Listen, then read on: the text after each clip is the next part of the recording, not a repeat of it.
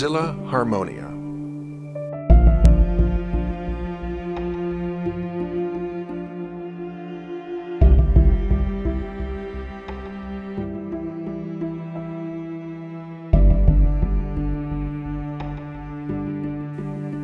Mrs. Edna Spargo snipped off the dead heads of her roses, zinnias, and daisies, daring change to ruin her patch of earth.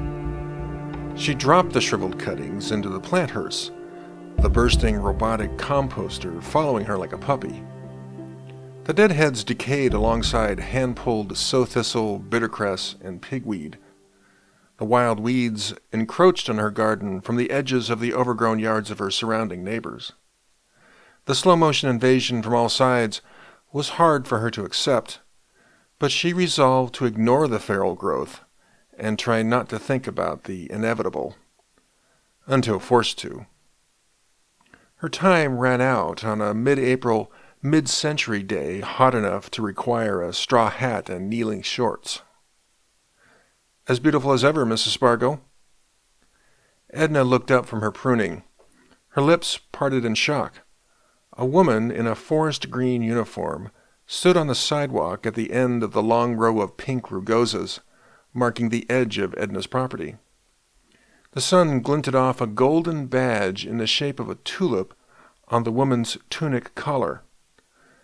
Edna once vowed to Mr. Spargo, God rest his soul, that she would never grow a tulip in her garden. "If one appears, I'll dig up the bulb and throw it down the garbage disposal." The Bureau of Environmental Security tulip was too much like a pentagram or a swastika. "Mrs. Spargo, don't you remember? It's me, Zillah Harmonia. I grew up 2 doors down. I played with Kenny and Amber when we were in grade school." The uniform collar dug into the officer's spongy neck. A tight French braid kept her loam-colored hair from covering the badge. Edna closed the blades of her shears and flicked on the catch. Curiosity overcame her trepidation. Squinting as she approached the 30-year woman, the officer's name was as familiar as her own children's, Kenny and Amber, but it had been a decade or more. "Zillah, how—" Before Edna could finish her question, 2 pinky-length, spider-like robots deployed themselves from a box on the human officer's belt and skittered into the rugosas. Jolted by their appearance, Edna stared wide-eyed at the mechanical critters. Zillah ignored the bots and Edna's alarm. "I'm sure you remember me, Mrs. Spargo. I moved away to college and then got married. You were at my wedding, remember? It was the year after your husband passed." Edna's dismay had nothing to do with a failure to remember Zillah Harmonia. It had everything to do with potential trouble personified by an enforcement officer from the BES. A Bessie, damn them. Edna's eyes shuffled from the rustling rugosas to Zillah's earnest face. The elder grinned a grin that was really a polite frown. "Of course I remember, Zillah. My eyes aren't what they used to be." The admission was an old woman's way to buy time to think. Edna raised herself to her full height, 164 centimeters. It took an effort from her stoop over the rugosas. What are the bots doing? What does she want? "You're looking very successful." Zillah blushed. "Well, your roses certainly are beautiful." "Thank you, Zillah." The rugosas rustled. "They're pretty much the only thing that keeps me going." A wave of concern crossed Zillah's face, as if she'd heard that a favorite uncle was sick, or a cousin needed money because of an unexpected debt. "If there's any way I can help—" No, Zillah, it's just that it gets a little lonely without the noise and commotion of all those years ago." "What about Kenny and Amber?" Edna didn't mind a little catty gossip with a near stranger. "Kenny is on base Luna, working 70 hours a week for Space Resources. Amber is in Benin building solar energy plants. They text me and send me pictures, but I don't see them very often. Or my grandchildren." Zillah appeared ready to touch Edna kindly on the forearm, but the officer held back. "I wish I'd known. I'd have come for a visit sooner." "I didn't know BES officers made social calls while on duty." To be honest, the AI dispatcher sent me here. Random chance, but I'm glad for the luck. It's so nice to see you again. Edna smiled in that way you hope encourages an unwelcome visitor to go away. Well, I'm too busy these days with these children. She swept her hand over the roses, numbering more than 100 bushes. The 2 robots slipped under her arm and crawled back to the officer's belt box. Zillah nodded, acknowledging Edna's remark, and then she took on that glassy-eyed look that some people get when they focus on information delivered to her network implants, which showed data and images as if they were on a screen, except directly in her visual cortex. Edna recognized the look. The common name was a mind's eye, because it resembled the illusion of visual perception in an individual's imagination, awake or asleep. What will the bots report this time? Pulling out her pruner and slowly easing off the safety catch, Edna reached for a deadhead, keeping Zillah in her peripheral vision. She snipped and noticed Zillah's stifled gasp. Something wrong, Zillah? The officer's eyes narrowed under her peaked cap, and she lost the bored yet open look of a friend asking after your health and expecting to hear that all was well or at least not falling apart. She straightened her spine and puffed out her ample chest under her flak jacket, assuming an air of professional detachment. Edna felt a vague air of menace. Zillah was like a cat spying a mouse. I'm sorry, Mrs. Spargo, but I have to ask you a few questions. She gestured to the bushes, but not to any particular bush. Where did you get these roses? Which ones? I've got 6 varieties. Edna licked her lips. The air temperature rose 10 degrees in a few seconds, or so it seemed. The rugoses. You mean these?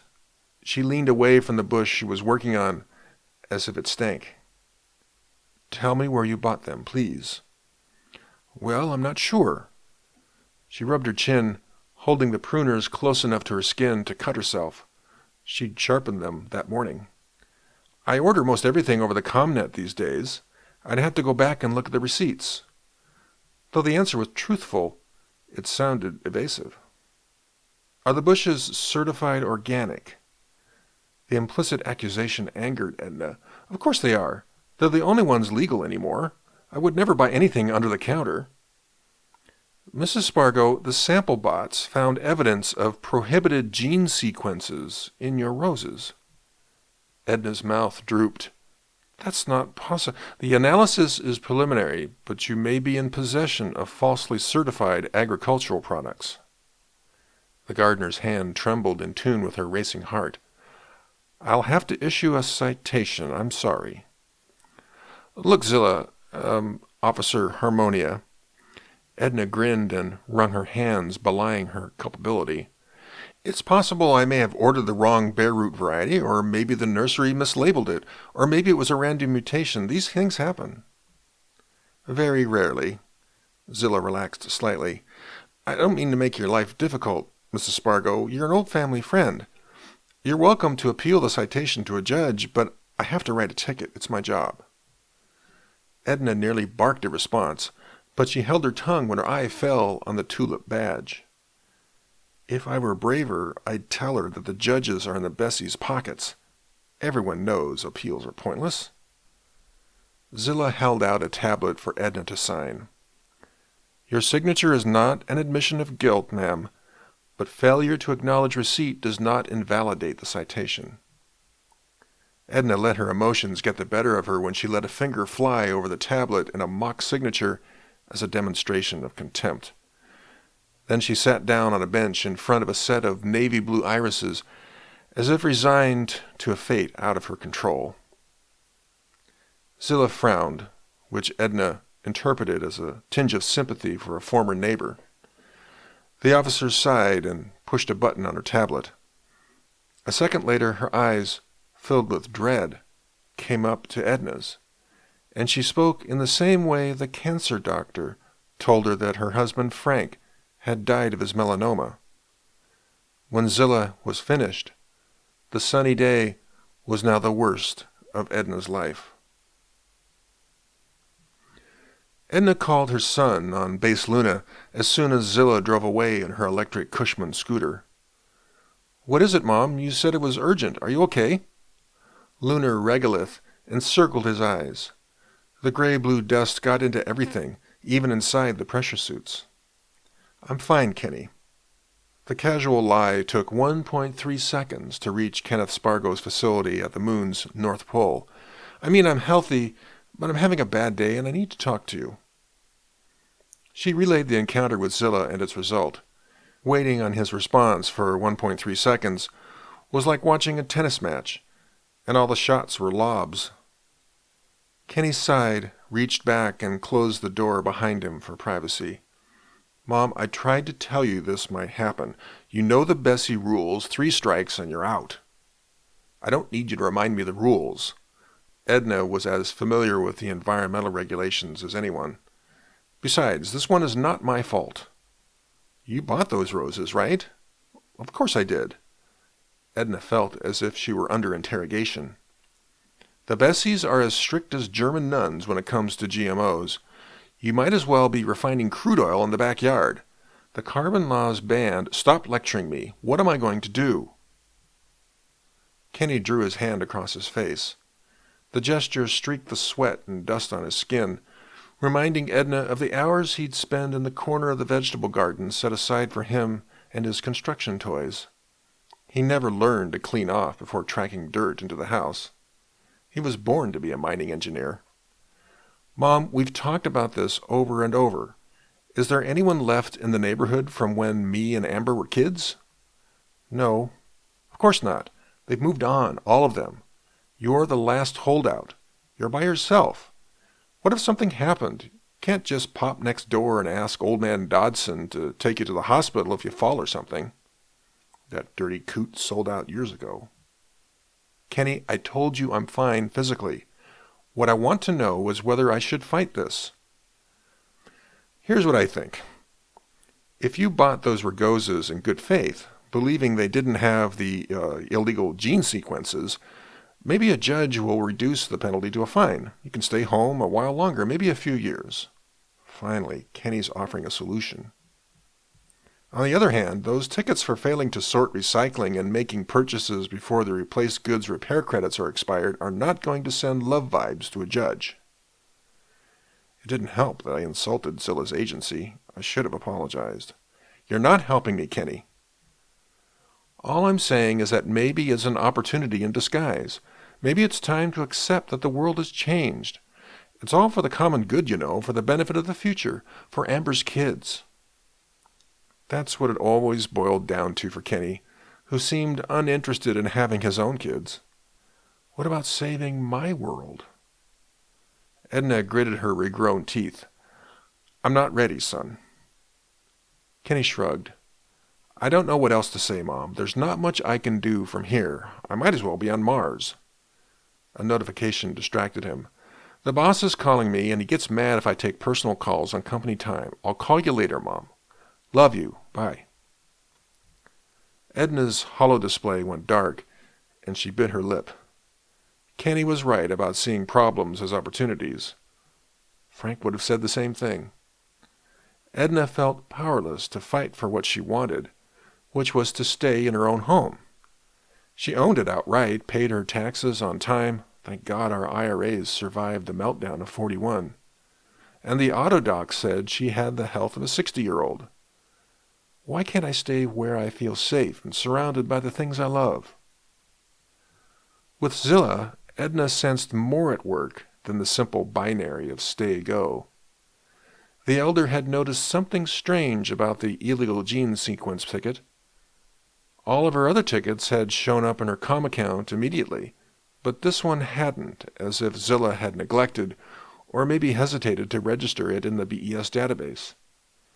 And Zillah appeared distressed when she explained the ticket to Edna. Guilt? Edna checked the clock. Cotonou, Benin, was 8 hours ahead. It was early evening there. She dialed Amber's number. The first sound in Edna's ear when Amber picked up was a child's scream, followed by a threat to paddle someone's behind if you don't get in bed right now. Edna had forgotten that Amber's au pair had quit the week before, leaving a working mother alone with twins.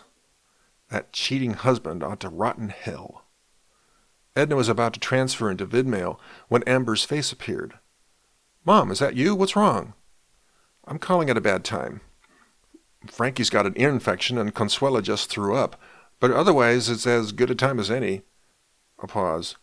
"You look worried." "I'm sorry, but I needed to talk to you. I called Kenny, but he's, no fucking help, busy with work." Amber was up to speed within a minute or so. She was always so quick. Edna recalled brushing her daughter's fine brown hair until she got too old for a mother's fussing. A different time in so many ways. Something was odd about Zillah. Another child's scream. "Just a sec, Mom."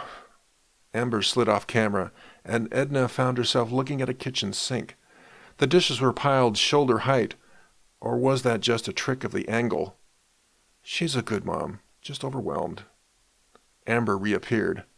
"I'm good now, Mom. I put the VR helmets on the kids. That'll keep them happy for 10 minutes or so. What about Zillah?" "I didn't get the ticket confirmation like the others. I keep feeling like she didn't want to issue the ticket because of the consequences." "To tell you the truth, Mom, I was totally surprised when I heard Zillah was working for the BES. She was nice, but pretty mousy when we were kids. Not the police type. Then her husband Jack died." Edna flashed to the news reports. The thoughtless reporters said he was crushed like a soda can at the recycling center when a truckload of old refrigerators fell on him. Amber leaned closer to the camera. "Did you know she was pregnant at the time and lost the baby?" Memories of Zillah came back to Edna. The child spent more time in her kitchen than her own kids. In fact, most of the neighborhood kids thought of the Spargo house as a rec center. In a city that had more dogs than children, the block had its own population explosion of rugrats when about a half a dozen young couples, including the Spargos, moved within a few houses of each other in the space of 2 or 3 years. Crazy at the time, but it was like having your own tribe. Every year, the Spargos hosted a neighborhood barbecue. Emotional trauma like a miscarriage can change your life dramatically. Amber scratched her chin. "There's another thing. Wait a sec, Mom." Edna's daughter got that nutty glass-eyed effect. "Yep, I thought I was in Zillah's high school reunion group. She was pretty excited about submitting her application to the BES Rewilding Enterprise Authority. Oh, here, look at this. Wow, she's been accepted. That's really hard to do. Everybody wants those jobs." "I'm not following you, dear. So she got a new job?" "Not just any job. It's a career-making job with the Rewilding Enterprise Authority. Huge government project. Lots of social and environmental impact. Lucky her."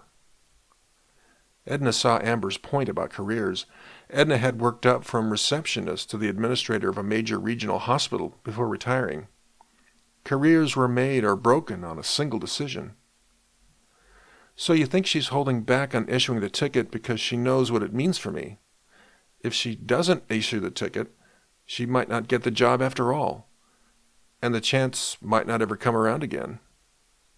Amber shrugged. "It's hard to know without asking her, but I wouldn't piss her off if I were you, Mom." Edna covered her face with her hands. She didn't want to cry. She hated crying. Her mother told her crying made things worse, not better. But Edna's future was hanging by the thread of a woman's nostalgia for a happy time. "We're only guessing, but the families on our block knew each other as if we were blood relatives." "Mom, do you want me to come home? The new au pair bot is supposed to be delivered tomorrow. The company guarantees, I'm not sure, Amber, but you'd better have a bag packed if things don't go well." Edna's throat closed on the last word of her thought. 3 days after the encounter with Zillah Harmonia, Edna hadn't slept more than a few hours at a time, and on the 4th day, she tearfully asked Amber to come home for a couple of days. Amber would be there as soon as she could get a flight on a suborbiter. Relieved that she'd have some support, Edna ate a bowl of wheat berries, drank a blackberry leaf tea with oat milk, and listened for a knock on the door. When it came, It was unwelcome. In Edna's mind's eye, the visitor's avatar on the house net was a golden tulip. Edna's mind raced for an excuse to send Zillah away, illness about to leave, urgent call, and then she remembered Amber's warning to treat Zillah well. Edna opened the door and invited the BES officer into the foyer.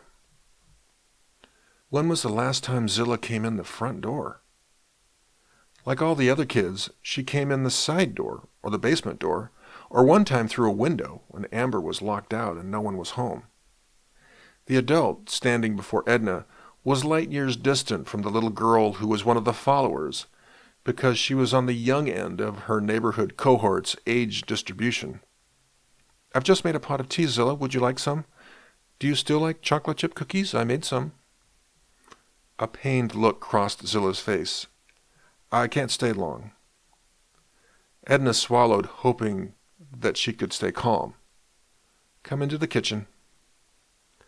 They sat at the kitchen table, its faux bamboo notched and stained a rainbow of colors from 20 years of children's art projects, spilled coffee, and cut fingers.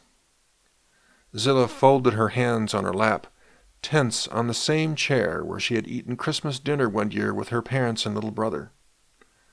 "Too many years have passed. I wish Amber were here." "I'm sorry for the trouble I'm causing, Mrs. Spargo. I haven't enjoyed this." "You haven't enjoyed this? Is that all you have to say?" "Times are changing. It's hard for many people. I'll come to the point. You probably noticed that I didn't send you the ticket right away." "Well, it did seem odd, but I'm not one to poke the lion." Her claws are sharp. "The fact is, I have a certain amount of discretion as an enforcement officer." Edna grasped a thread. "You mean about issuing tickets?" "Contrary to what a lot of people think, the Bureau of Environmental Security isn't cruel. We've got a mission, and sometimes we have to make tough decisions, but it's all for the good of the earth. That's the bill of goods sold to us by you people. Take the rewilding projects. Returning land to nature so she can heal and the planet can heal. It's a beautiful thought, don't you think? Until it ends your way of life. I didn't want to submit that ticket until I checked something out. If I hadn't, my bosses at the BES would have started the eminent domain proceedings." Zillah brightened. "I have good news for you, Mrs. Spargo. You're qualified. You're more than qualified for the compensation program." Zillah reached into a pocket of her jacket and removed a full-colored trifold brochure. A smiling family, 3 generations judging by the elder, white-haired woman among the children, was packing boxes as if moving. Zillah placed the brochure in front of Edna. "This explains the compensation program and relocation aid for property owners liable under the sanctions in the Carbon Act amendments. All you have to do is sign off, and the violations are expunged after 3 years. It's quite generous," Edna snapped. "Get out!" The command shocked Zillah, as well as Edna. In all the years Zillah was in her house as a child, Edna never once raised her voice to her. None of the other neighborhood kids either. Her home was their home as far as she was concerned. That was the kind of planet she wanted, where children and their parents could come to a friend for a cup of tea and rest from the cares of life and solve the world's true problems: how to get along with your neighbors, raise good, smart kids, grow beautiful flowers, keep families together. Enraged, Edna picked up the document, tore it up, and tossed the pieces into the garbage bin. Not the recycle bin. "Get out," Edna said, "before I physically pick you up and throw you out." But Zillah was nonplussed. Another knock on the door, but before Edna could answer, Amber walked in. Surprised, her mouth was half open, and her eyes shifted between her mother and the green-uniformed officer.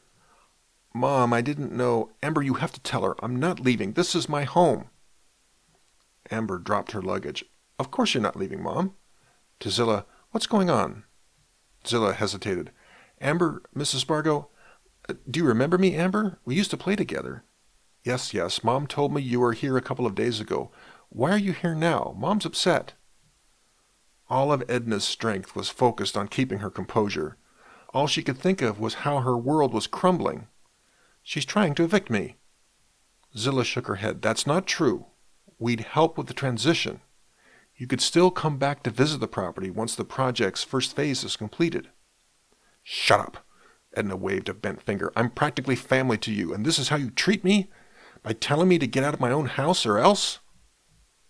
"Mom, that's not how you should talk to Zillah," Amber's eyes admonished her mother. Zillah interlaced her fingers at the bamboo table. "That's not what the rewilding project is about, Mrs. Spargo." Amber retrieved a piece of the brochure. "Mom, this is what Old Man Dodson did. A lot of the other neighbors did the same thing. It's pretty generous." Edna's shock was enough to stop her heart. "Are you taking her side?" "I'm not taking anyone's side. I'm thinking of you, Mom. You're living by yourself. No neighbors. It isn't safe." She waved the brochure fragment. "This is a good program for everyone." Edna hissed. "You kids think you're so smart. You don't remember what it was like, the pressure to do something, anything. People thought we needed to do something drastic to fix the earth. I voted for the first carbon acts in the plebiscite. You're not old enough to remember snow on the ground in this city. That hasn't happened for 30 years now. But I never thought things would get so twisted that people would go to jail for failing to sort their garbage correctly or planting the wrong flowers." She turned on Zillah. "You Bessies are the worst, believing you're saving the planet when it's really about power and dominance and getting your way, no matter how stupid." Zillah stood, puffing out her chest. "Mrs. Spargo, you're being unreasonable." Amber lifted her hand in a respectful objection. "Zillah, it's not personal. Mom's scared." Zillah ignored her childhood friend. "Mrs. Spargo, you were one of my favorite people growing up. I loved you, but you are from an older generation that doesn't understand what we need to do to protect our world. I came here to help. You can take advantage of the programs your taxes are funding, or you can ignore them. It's your choice. Goodbye." Edna's mind was whirling with emotions, primarily fear of the unknown, as Zillah opened the side door off the kitchen, a habit that reasserted itself after 2 decades. The officer was still that little girl who ate chocolate chip cookies and stuffed more into her pocket to take home. Edna chased after the officer, but the younger woman hurried into her Cushman scooter and drove off. I've hurt her, and she didn't deserve it. Edna stood in a street empty of cars and pedestrians. In a daze, she walked a ways up the slight grade, and she took in the tumble-down houses, overrun lawns, and weed-choked sidewalks. The McInernys, the Chows, old Mrs. Kingsbury, who paid Kenny then Amber to mow her lawn, the Goldblatts, the Larsons with the yappy dog, all relocated, except for Edna Spargo, though she knew now that would change. They call this progress. Edna wiped away a tear of resignation. The urban rewilding project was amazing, she had to admit. She'd seen bird's-eye videos online. Trees, meadows, streams, even a pond appeared in the depopulated neighborhood, once gray with concrete and unnaturally divided into a grid, now green and beautifully haphazard and growing wilder by the day. She noticed more birds than she ever saw when it was a normal neighborhood with roaming kids and parents who loaned a cup of sugar now and then. She imagined her neighborhood 100 years from now, returned to the temperate forest ecology of ancient times. The BES always got its way. Zillah will do a fine job. Daubing her eyes with her sleeve, she turned around and saw Amber, taking in the fragrance of the rugosas and snipping off a deadhead.